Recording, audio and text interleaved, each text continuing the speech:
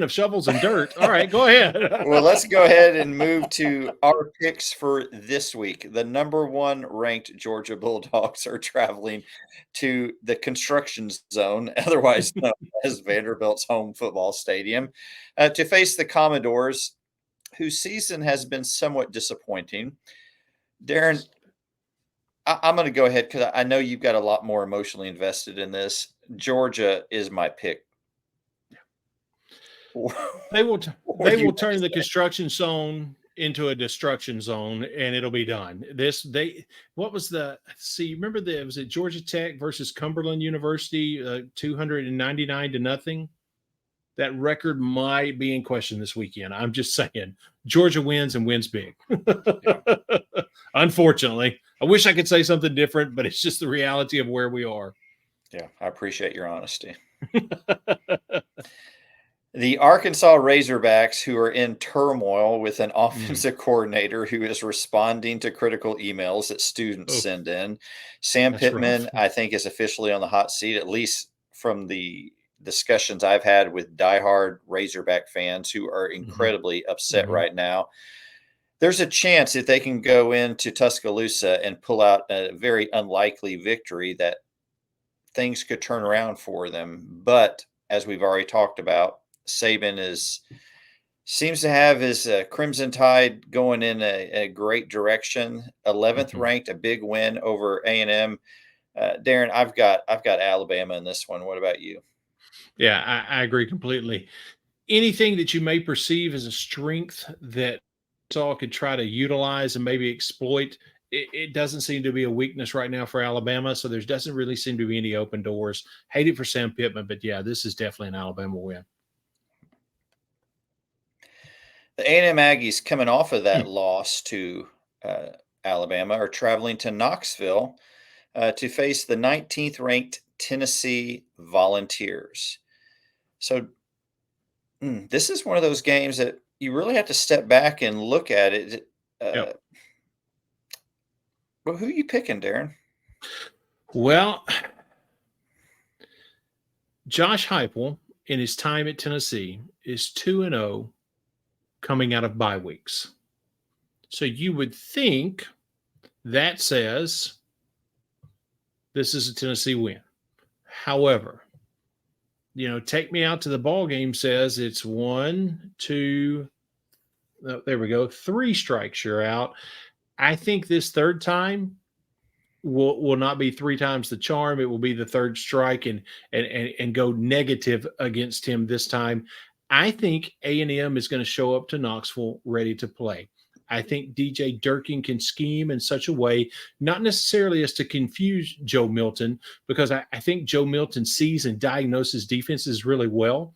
But I think he can scheme in such a way as to get pressure on Joe Milton, make him nervous in the pocket, which when that happens, the number one weakness of Joe Milton comes out, and you can have the potential to come out heavy, and that is overthrow. And even when he doesn't overthrow, it's a quick, 5 and in hitch, and he's throwing at the guy at 93 miles per hour, and it bounces off the guy's hands or his face mask or whatever, and it leads to a lot of incompletions.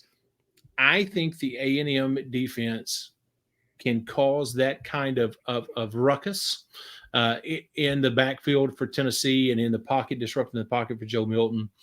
And their offense has enough firepower.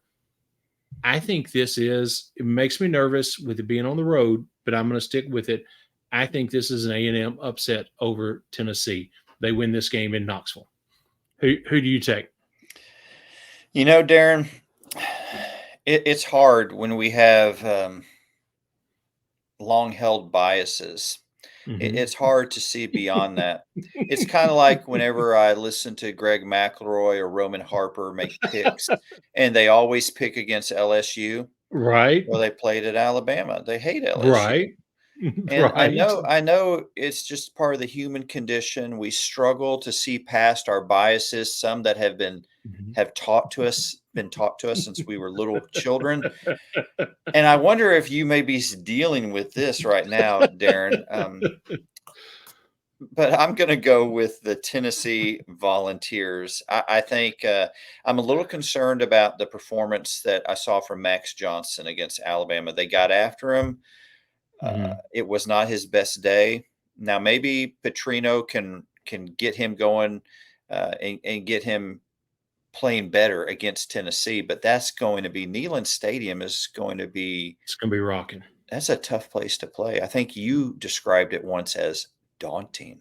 Yes. You can't deny that. It definitely is. And I'll tell you this, I think you do make a valid point, even though obviously we see differently of who is going to have that better outcome. But I think the defense that can rattle the other team's QB leads their team to victory. Yeah. Whether that be Tennessee or A&M, like I said, we obviously see that differently. But I think we definitely see that similarity. That's who leads their team. Whoever can rattle the other team's quarterback puts their team on their back and takes them to the finish line. Yeah. Yeah. The Florida Gators are traveling to South Carolina to face Shane Beamer and the South Carolina Gamecocks. Interesting matchup here. Mm-hmm. Darren, I've talked about the job Shane Beamer is doing, and even though South Carolina is not what I would call in the upper tier of the SEC, I do think they have enough to win this game. It's going to be a home game. It's going to be rocking. Sandstorm's going to be everything's going to be there. So I'm going to go with South Carolina. How about you? I agree completely. I think Florida has some potential. I think this would be a much scarier game if I'm a South Carolina fan and my team has to go to Gainesville. But I don't think this Florida team, Graham Mertz, particularly, even though he's got an incredible, 80% or something like that completion percentage, I don't think that dink and dunk stuff at a high completion rate will give you enough momentum in an environment like Columbia, South Carolina, to actually do some damage to this team. So I agree with you. It's a South Carolina win. Yeah. The Auburn Tigers, led by new coach Hugh Freeze, are traveling to Baton Rouge for a Saturday night game in Death Valley against the 22nd ranked LSU Tigers. You're looking at this, LSU's defense is still pretty bad. They improved a little bit. I thought the defensive line did a little better, but the back end still has a ways to go. Can Auburn exploit that?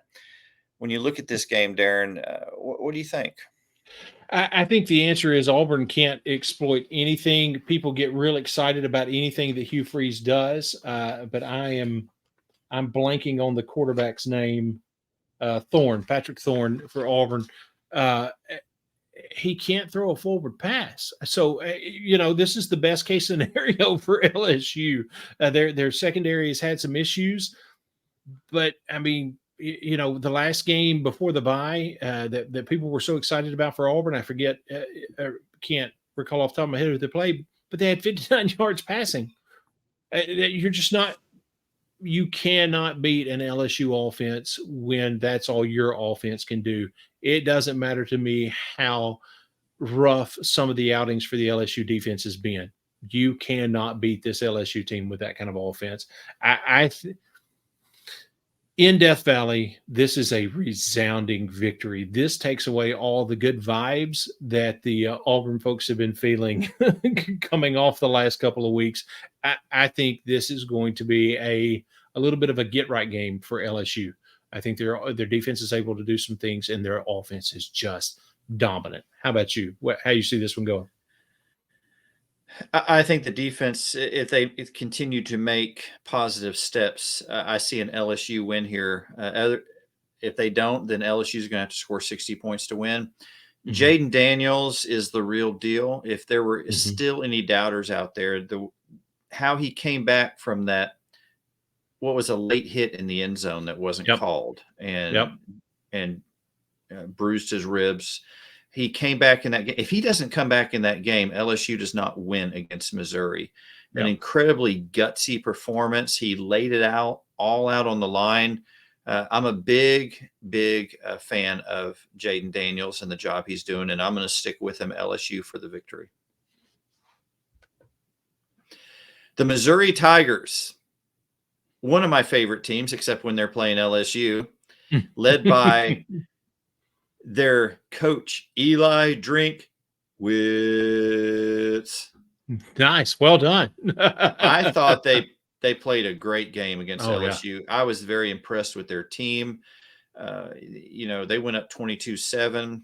Yep. Wow, everything was working for them. I think they are a team to be reckoned with. They're traveling to the 24th ranked Kentucky Wildcats, who are back home in Lexington, nursing their wounds after completely being dismantled by the Georgia Bulldogs. 31-7 at halftime.